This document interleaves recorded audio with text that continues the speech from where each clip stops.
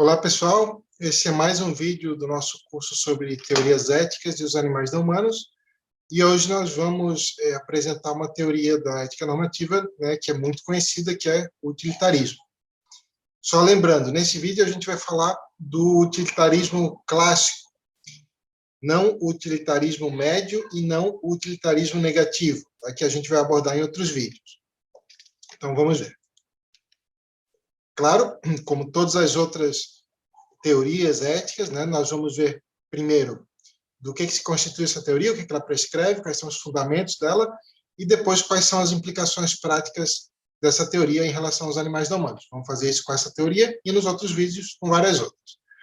Então, o utilitarismo ele é baseado em três características centrais, né, três fundamentos.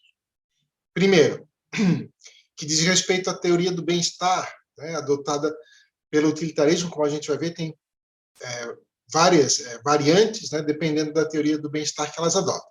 Então, a primeira característica é que o utilitarismo mantém que o que é bom para os indivíduos é que a quantidade de felicidade ou de satisfação de preferências, dependendo da variação, seja a maior possível. Então, aí, nesse sentido que é distinguido entre o utilitarismo hedonista ou experiencialista e o utilitarismo preferencial, porque o utilitarismo hedonista ou experiencialista, como também é conhecido, mantém que o que é bom para os indivíduos é que a quantidade de felicidade seja a maior possível. E o utilitarismo preferencial mantém que é a satisfação de preferências, é aquilo que é bom para os indivíduos. Então, como que o utilitarismo vai avaliar o bem-estar de cada indivíduo, ou seja, o quão bem ou mal cada indivíduo está, né? Então, o bem-estar de cada indivíduo no utilitarismo é igual à quantidade de felicidade ou de preferências satisfeitas, dependendo da variação, menos a quantidade de sofrimento ou de frustração de preferências, dependendo da variação. Então, uma segunda característica é a seguinte. Então, vimos que a primeira característica diz respeito ao bem-estar de cada indivíduo, como avaliar o quão bem ou mal cada indivíduo está. A segunda característica diz respeito a avaliar o quão boa ou ruim é uma situação que apresenta não um indivíduo, mas vários. Tá? Então, segundo o utilitarismo, uma situação que apresenta vários indivíduos é melhor quanto maior for a soma total de felicidade ou de preferências satisfeitas, dependendo da variação, menos o sofrimento total, né? Ou menos as preferências frustradas, dependendo da variação.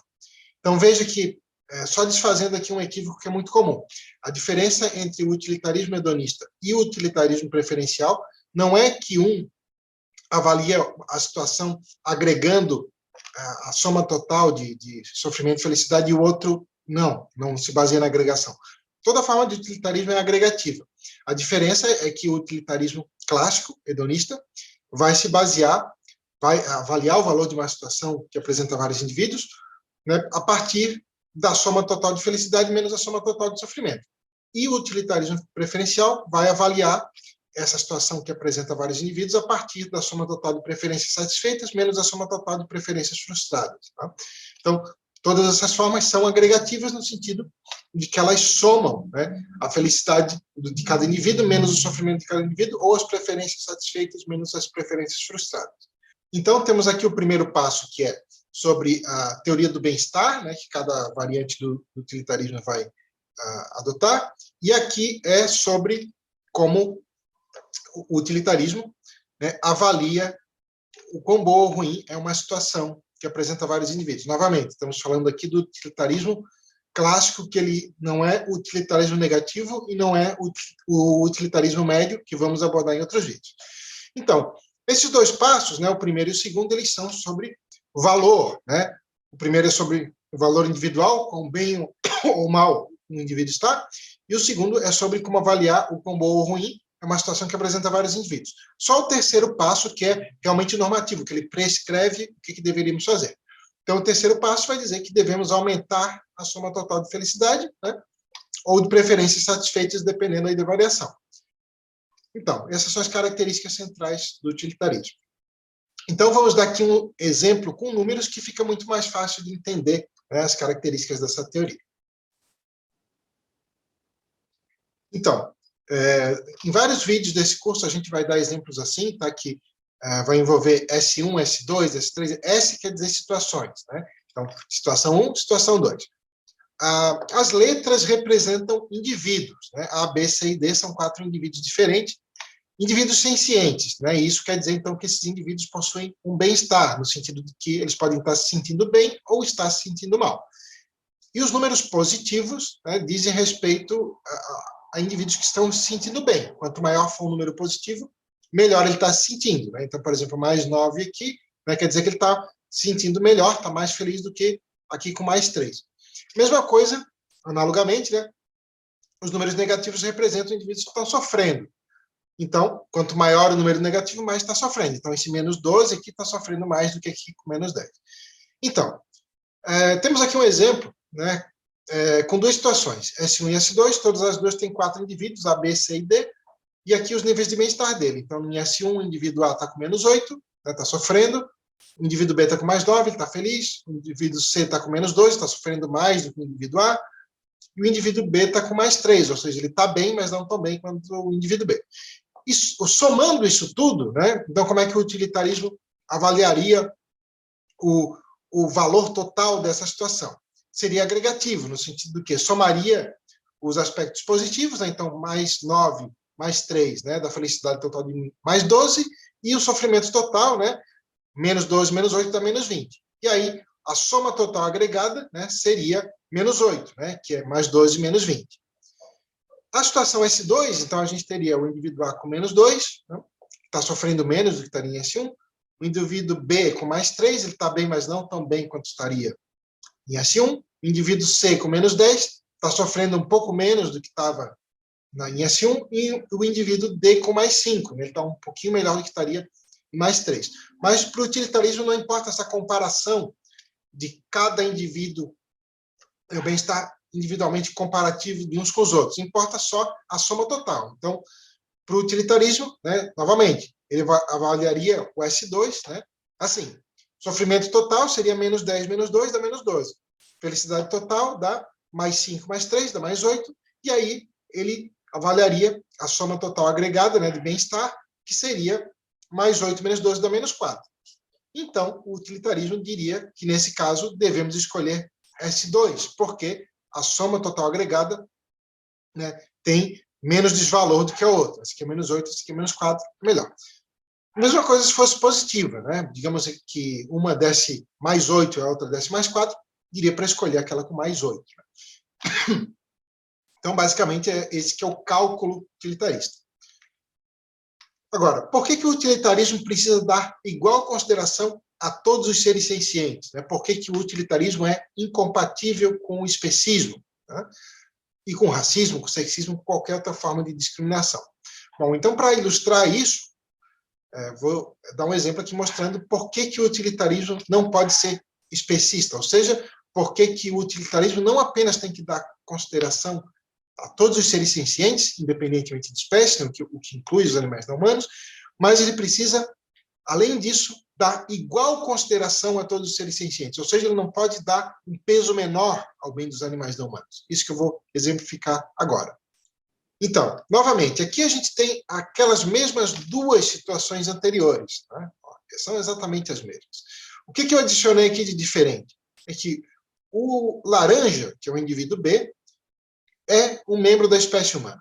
E o D, que é um outro indivíduo, né, ele é um animal não humano. Então, vimos que pelo utilitarismo nós temos que escolher S2. Por quê? Porque tem o melhor saldo total agregado. Né? Mas vamos supor que, vejam aqui que em S1, o indivíduo B, que pertence à espécie humana, ele está numa condição melhor do que o indivíduo D, que é um animal não humano. Já em S2, é o contrário, né? O indivíduo D está numa condição melhor do que o indivíduo B. Então, vamos supor que alguém diga assim, eu sou um utilitarista. Então, pelo cálculo utilitarista, ele tem que escolher S2. Mas vamos supor que essa pessoa também seja especista e diga assim, não, mas eu não quero escolher S2 porque, em S2, o animal não humano está numa condição melhor do que o humano. Não, então eu vou escolher S1. Bom, se a pessoa escolhe S1, então ela não é um utilitarista, porque não está escolhendo a situação que tem a melhor saldo total agregado de bem-estar. Ou seja, o que isso quer dizer? Que se alguém é um utilitarista, não pode dar um peso menor ao bem dos animais não humanos, porque se ele fizer isso, ele vai acabar escolhendo em muitas situações aquela situação que não tem o melhor saldo total agregado, então não vai alcançar a meta utilitarista, né, de conseguir um mundo com mais felicidade e menos sofrimento. Então, o utilitarismo é completamente incompatível com o especismo. Se alguém é um especista, não é um utilitarista. Agora vamos ver algumas implicações práticas do utilitarismo em relação aos animais não humanos. Primeiro, quanto à exploração animal. Por ser preciso tanto sofrimento para produzir prazeres momentâneos, como o desfrute de produtos de origem animal, o uso de animais não aumenta a soma total de felicidade no mundo. Pelo contrário, né, na verdade, a diminui, e muito, porque aumenta consideravelmente a soma total do sofrimento. Portanto, a exploração animal não pode ser considerada moralmente legítima de acordo com o utilitarismo. Basta a gente dar um exemplo com o uso de animais para consumo. Por exemplo, vamos dar o exemplo do consumo de um frango, por exemplo. Vamos supor que alguém vai consumir um frango e vai usar isso numa janta ou no almoço, que normalmente dura o quê? Meia hora. Né? Então, para alguém obter um prazer de meia hora, né, que poderia ter obtido de outra forma, né, por exemplo, consumindo um tipo de comida que não envolvesse morte e sofrimento de animais. Isso, né, já que tem uma outra opção, torna ainda pior essa escolha. Mas vamos supor que, né, a gente desconsiderasse isso. Bom, a pessoa tem, consumindo um frango, um prazer lá de 30 minutos. Né? E veja, se esse animal foi criado, que é normalmente o caso, né, em condições intensivas de criação, esse animal normalmente foi morto aí com 30, 40 dias e ele teve sofrimento extremo desde o momento do nascimento até o momento da morte. Então ele teve que sofrer aí de 30 a 40 dias, não um sofrimentozinho, um sofrimento extremo. Tá? Além disso, esse animal foi privado de muitos anos de vida, porque o tempo biológico desse animal poderia passar aí mais de 10 anos. Tá? Então, para gerar um prazer de mais ou menos de 20 a 30 minutos, que poderia ser obtido de outra maneira, a exploração animal gerou ali um sofrimento de 30 a 40 dias, mas privou o indivíduo de desfrutar de prazeres aí por 10 anos. Né? Então, isso mostra que a exploração animal é totalmente o contrário do ideal utilitarista, porque ela maximiza o sofrimento no mundo para produzir prazeres que são de quantidade muitíssimo menor. Né? Então, isso é incompatível com a meta utilitarista, porque a meta utilitarista é maximizar o prazer e minimizar o sofrimento. Tá? Então, essas são as implicações em relação à exploração animal. E quanto aos animais na natureza, o utilitarismo também tem implicações importantes. Né?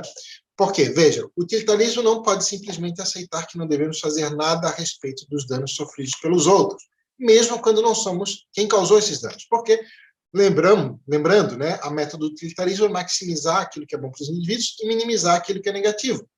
Então, isso é completamente independente de quem causou isso, se esses indivíduos que estão sofrendo devido a práticas humanas ou devido a processos naturais, como fome, doenças, sede, etc. Né? E, dadas as muitas formas terríveis pelas quais os animais selvagens são prejudicados na natureza, ajudá-los deve ser considerado muito importante pelos utilitaristas, assim como por aqueles que seguem abordagens éticas diferentes, como a gente vai ver em outros vídeos. Tá? Bom, a maioria das pessoas não sabe, mas as vidas dos animais na natureza, já em decorrência dos processos naturais, é terrivelmente ruim. Por vezes, as práticas humanas agravam esse sofrimento, né? Mas o ponto que a maioria das pessoas não sabe, e que a gente discute aqui em outros vídeos, né, no nosso canal, é que as vidas dos animais na natureza já são terrivelmente ruins, já em decorrência dos próprios processos naturais. Isso ocorre por vários motivos, né? Isso é assim não por conta de ação humana, já era assim muito antes do aparecimento dos humanos na Terra. Isso é assim, né, por conta de doenças, fome, sede, desastres naturais, etc., mas principalmente por conta das estratégias reprodutivas predominantes. Tá? A vasta maioria dos animais que são sencientes se reproduz maximizando a quantidade de filhotes. Se a gente pegar aí anfíbios, répteis, peixes, invertebrados em geral, como crustáceos, insetos, aracnídeos, etc., a vasta maioria deles se reproduz maximizando a quantidade de filhotes, né, tendo aí por ninhada milhares milhões, mesmo muitos milhões, dependendo da espécie, de filhotes por ninhada, e em populações estáveis, né, em situações que são equilibradas populacionalmente, normalmente sobrevive 2, em média, por ninhada. Todo o restante nasce só para sofrer e morrer pouco depois. Então, a maioria das pessoas tende a não perceber que os próprios processos naturais tendem a maximizar a quantidade de animais que nascem só para sofrer, porque quando tende a pensar em animais na natureza, tendem a pensar em animais que não são representativos da vida padrão. Tendem a pensar em animais de grande porte, né, como zebras, leões, elefantes, etc., que são a imensa minoria de animais que não se reproduz assim, se reproduz tendo poucos filhotes por gestação, e isso torna possível o cuidado parental, e isso aumenta as chances desses filhotes sobreviverem. Mas isso é a exceção da exceção. A vasta maioria dos animais não se reproduz assim. Então, os próprios processos naturais tendem a maximizar a quantidade de animais que nascem só para sofrer.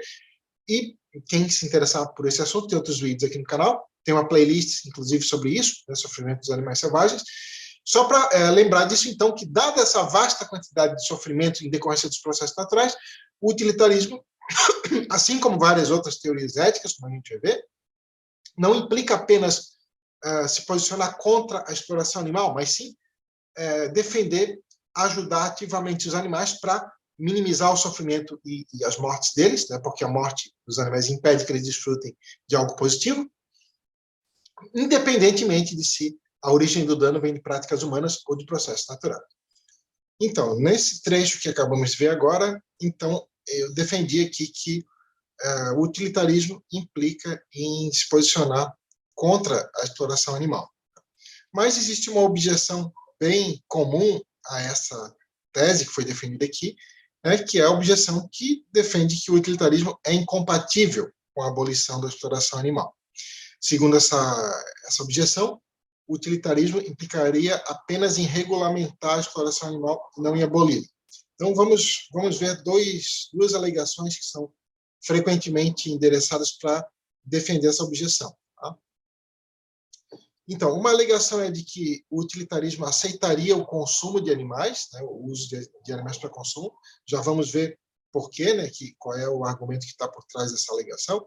E outra é a alegação de que o utilitarismo defenderia a experimentação animal para fins biomédicos. Tá? Depois vamos ver essas duas alegações separadamente, ver qual é a ideia por trás, e vamos ver também alguns problemas com essas alegações. Tá? Vamos discutir, né? Será que o utilitarismo realmente implica isso ou não? Bom, então vamos lá. Então vamos começar pela alegação de que o utilitarismo aceitaria, ou mesmo requereria, o consumo de animais. Só para deixar claro uma coisa antes da gente continuar. Tá? Aqui a gente não vai ver críticas ao próprio utilitarismo, ao princípio da utilidade, por exemplo. Né?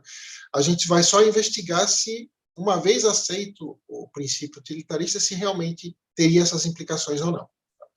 Então, a primeira alegação é de que o utilitarismo aceitaria, né, ou mesmo requereria o consumo de animais, que é, então, a defesa da substituição. Dois proponentes do utilitarismo, né, o Richard Hare e o Peter Singer, defenderam que a meta utilitarista, que é a meta de maximizar o saldo total agregado de bem-estar, né, seja lá se o bem-estar for entendido em termos de felicidade ou em termos de satisfação de preferências, defenderam que essa meta poderia ser melhor alcançada defendendo que os animais sejam criados para serem usados, mas garantindo que eles tenham vidas satisfatórias, mesmo que depois eles vão ser mortos para ser consumidos, por exemplo.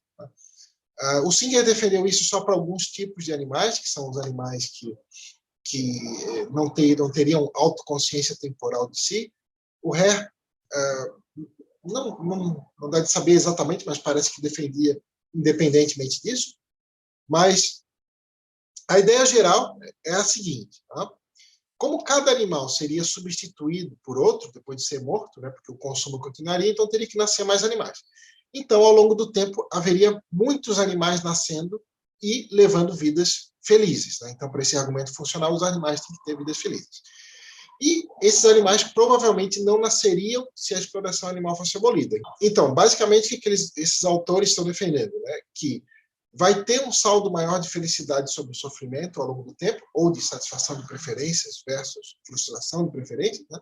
Se for defendida uma reforma na exploração animal para que os animais levem vidas significativas, para que eles não sofram em vez da abolição da exploração animal.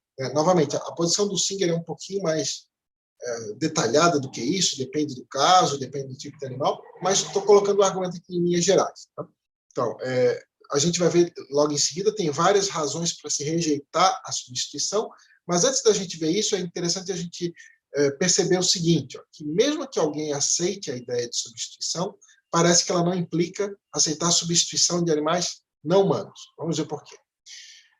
Então, antes de vermos as respostas à defesa da substituição, é importante observar que ela não pode servir de sustentação à tese de que é correto matar animais não humanos e de que é errado matar humanos.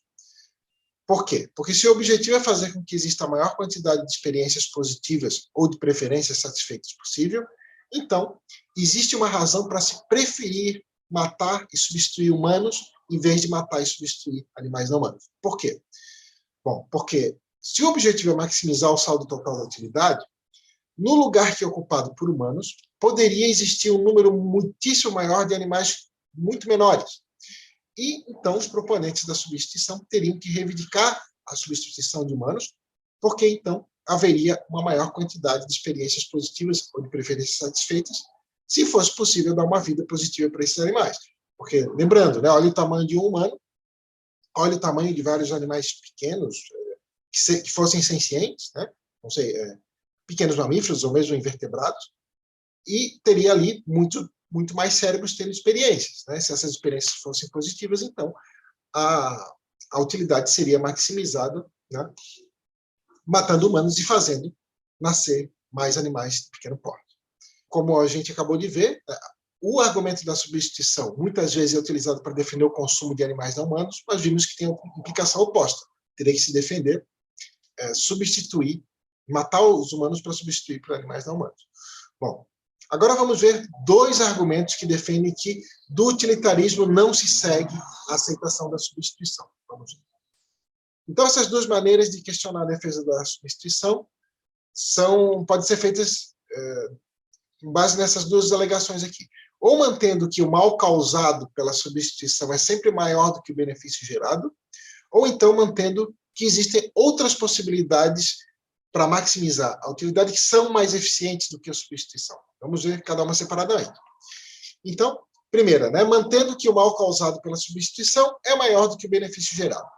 Então, poderia ser defendido que o mal de matar um ser senciente não é compensado pela criação de novos seres que levariam vidas positivas, mesmo a partir de uma estrutura utilitarista de pensamento ético.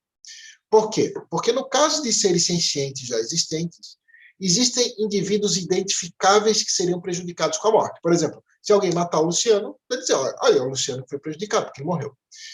Só que, olha, vamos comparar com o caso de deixar de produzir novos seres. Tá? No caso de deixar de produzir novos seres, não existe alguém que seria prejudicado. Existem apenas inúmeras possibilidades de indivíduos futuros. Se alguém não entendeu esse ponto, tem aqui um exemplo para deixar mais claro. Vamos supor que um casal está planejando ter um filho, só que eles, sei lá, porque tem uma viagem marcada para determinado mês, eles estão deliberando se é melhor, né, fazer a concepção nesse mês agora, ou esperar o próximo mês, ou daqui 3 meses. Bom, vamos supor que o casal decide ter a concepção nesse mês. Né? Se isso acontece, não faz sentido afirmar que o casal prejudicou o indivíduo que nasceria do outro óvulo, de outro espermatozoide, do próximo mês, ou daqui a 3 meses, que estaria prejudicando outros indivíduos. Porque, nesse caso, a gente não tem indivíduos. A gente tem inúmeras possibilidades de futuros indivíduos. Né? Então, é diferente. Possibilidades futuras de indivíduos são diferentes de indivíduos que já existem. Porque os indivíduos que já existem são passíveis de ser prejudicados ou beneficiados. Em contrapartida, faz sentido afirmar que sim, que um ser senciente que já existe ele é prejudicado com a morte. Como eu dei o exemplo antes. Se alguém matar, vai dizer, olha, foi o Luciano que foi prejudicado.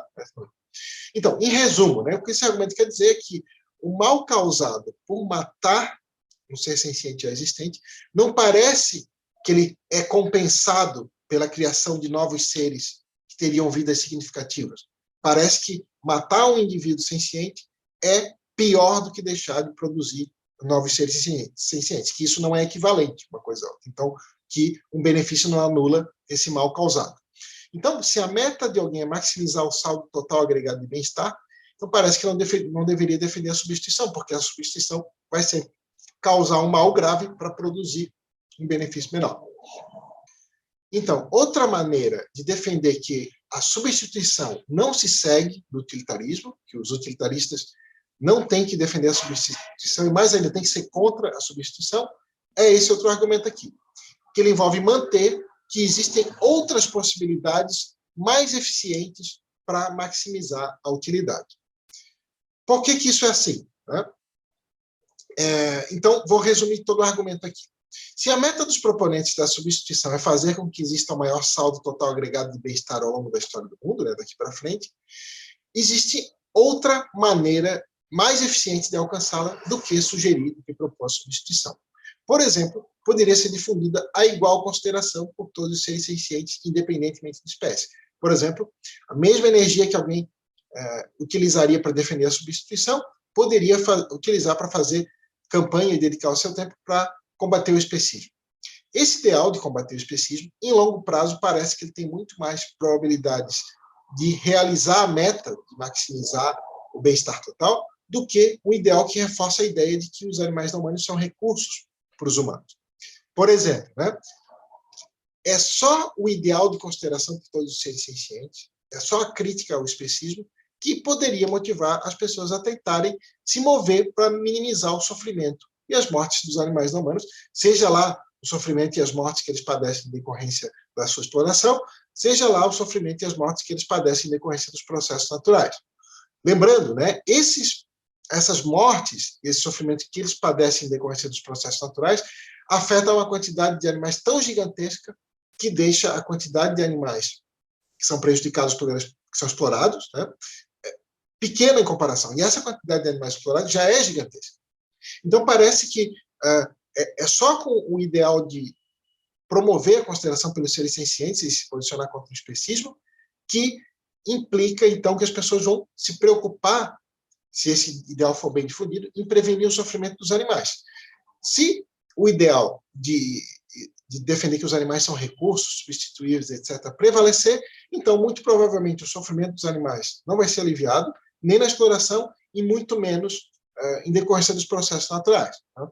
e que é gigantesca. Então, a maior parte do sofrimento dos animais ficaria por minimizar, né? Estaria abundantemente aí. Então, isso seria totalmente contrário à meta utilitarista. Então, resumindo isso tudo, né? A defesa do consumo de animais, por outro lado, reforça o especismo e reforça a ideia de que os animais não humanos são meros recursos, tornando bastante provável que contribua para que o sofrimento dos animais também seja desconsiderado, seja o sofrimento de origem antropogênica, seja o sofrimento natural. Então, sendo o utilitarismo uma forma de consequencialismo, para uma ação ser correta, não basta ser mostrado que essa ação tem melhores consequências do que outras. Tem que ser mostrado que ela tem melhores consequências do que todas as outras opções disponíveis. Se promover o ideal de igual consideração por todos os seres sencientes e promover a luta antiespecista tiver melhores consequências em longo prazo do que defender a substituição, como parece claramente ser o caso, então a substituição não somente não teria que ser aceita pelo utilitarismo, ela teria que ser proibida pelo utilitarismo. Então, vimos agora que parece que o utilitarismo é incompatível com a defesa do consumo de animais. Mas existe outra alegação, que é a de que o utilitarismo defenderia a experimentação animal para fins biomédicos. Vamos ver qual é essa alegação. Então, o utilitarismo, em determinadas situações, tolera ou mesmo requer prejudicar gravemente certos indivíduos se essa for a maneira mais eficiente de maximizar o saldo total agregado de bem-estar. Sim, isso é um ponto, né, que todo mundo concorda. Bom, por isso, por vezes é alegado que o utilitarismo jamais poderia defender abolir a exploração animal.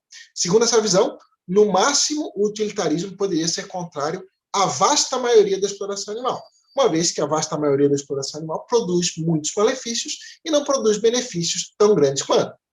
Vamos comparar, por exemplo, né, o benefício decorrente do prazer de comer um prato com frango, né, por, sei lá, leva mais ou menos 20 minutos, com todo o sofrimento, né, de vários dias, sofrimento extremo, intenso, que o frango teve que padecer, e os anos de vida que ele perdeu por ser morto.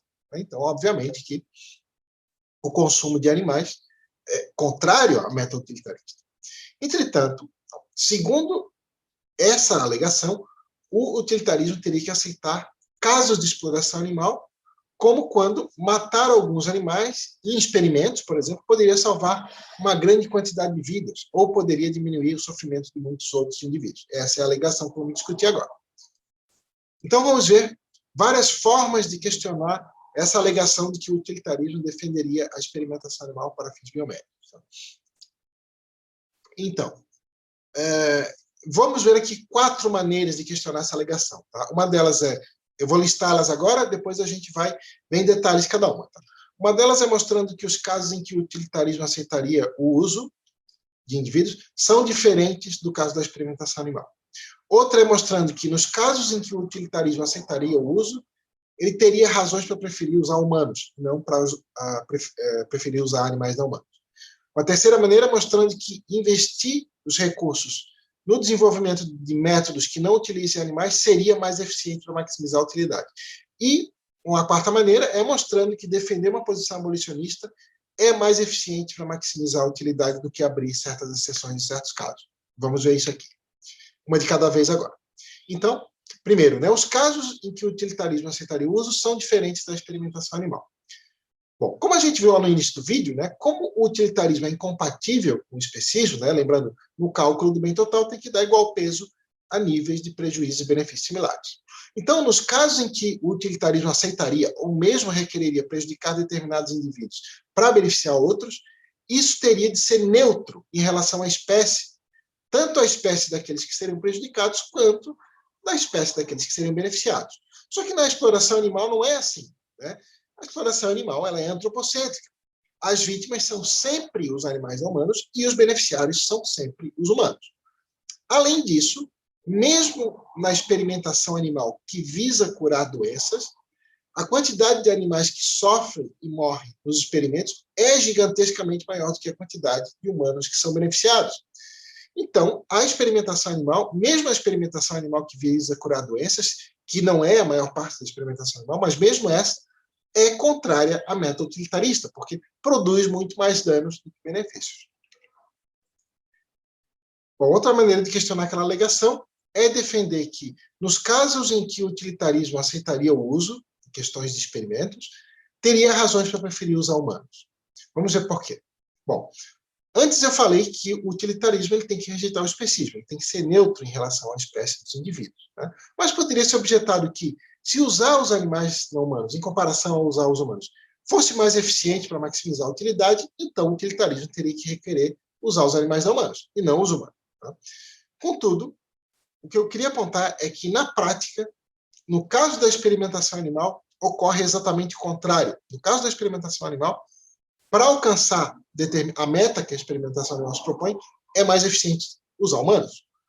Por quê? Uma vez que existe o problema da extrapolação de dados de uma espécie para outra, e esse é um problema metodológico que muita gente apontou em relação à experimentação animal, então seria sempre mais eficiente metodologicamente usar os humanos, porque esses dados seriam sempre mais seguros, porque não teria esse problema da extrapolação de dados de uma espécie para outra. Uma observação importante, isso não quer dizer que o utilitarismo necessariamente defenderia usar humanos, ou que defenderia os animais não humanos. Só mostra o seguinte, só mostra que se em algum contexto o utilitarismo defendesse que usar certos indivíduos para salvar outros é a ação correta, então, se esses beneficiários são humanos, então ele teria razões para preferir usar humanos. Então parece que o utilitarismo, mesmo se aceitar o uso neste ou naquele contexto, não requereria usar animais não humanos, pelo contrário, requereria usar humanos.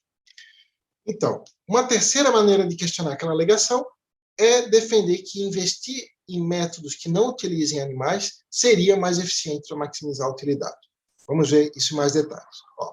Como o utilitarismo é uma forma de consequencialismo, para uma ação ser correta, não basta que ela tenha melhores resultados do que outras. É preciso mostrar que ela tem melhores resultados do que todas as outras opções. E no caso da experimentação animal, não tem como se mostrar que resultados tão bons quanto, ou mesmo melhores, não poderiam ter sido obtidos se fossem empregues métodos de pesquisa que não utilizam animais. Só se teria resposta para essa questão se a mesma quantidade de recursos tivesse sido investida nos dois tipos de metodologia, na metodologia que usa animais e na metodologia que não usa. Mas, na prática, a quantidade de recursos investidos em métodos que não utilizam animais é muitíssimo menor do que aquela investida em métodos que utilizam animais. Boa parte dos recursos investidos em experimentos é investido em campanhas que defendem que os experimentos em animais são necessários porque, alegadamente, não existem métodos substitutivos para certos casos. Só que, ironicamente, esses métodos, para esses casos também, existiriam e seriam muito desenvolvidos se esses mesmos recursos que são utilizados para defender que o uso é necessário, se isso fosse destinado para o desenvolvimento dos métodos que não utilizam animais.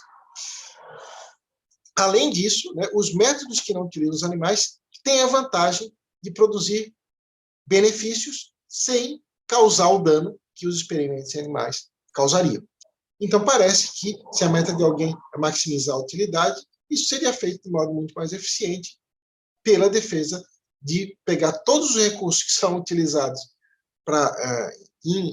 na metodologia que usa animais e transferir para investir na metodologia que não usa animais. Uma última forma que vamos ver de questionar aquela alegação é defender que uma posição abolicionista é mais eficiente para maximizar a utilidade do que defender que o uso de animais está justificado nesse ou naquele caso. Tá? Vamos ver por quê.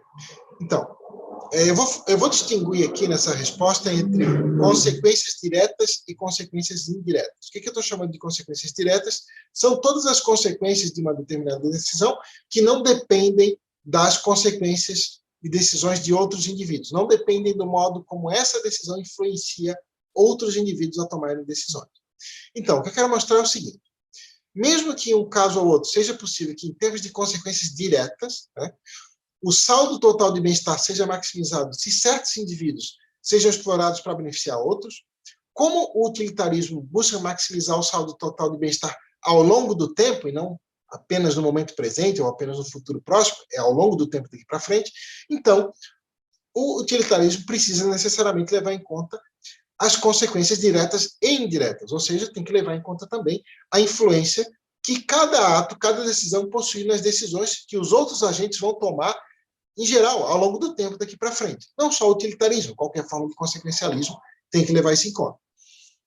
Por exemplo, ainda que de acordo com o utilitarismo pareça aceitável utilizar certos indivíduos para salvar outros em contextos muito específicos, que contextos são esses? Quando qualquer outra opção disponível seria ainda pior. Independentemente da espécie dos prejudicados e dos beneficiados. Como a gente viu, o utilitarismo ele tem que ser neutro em relação à espécie dos indivíduos.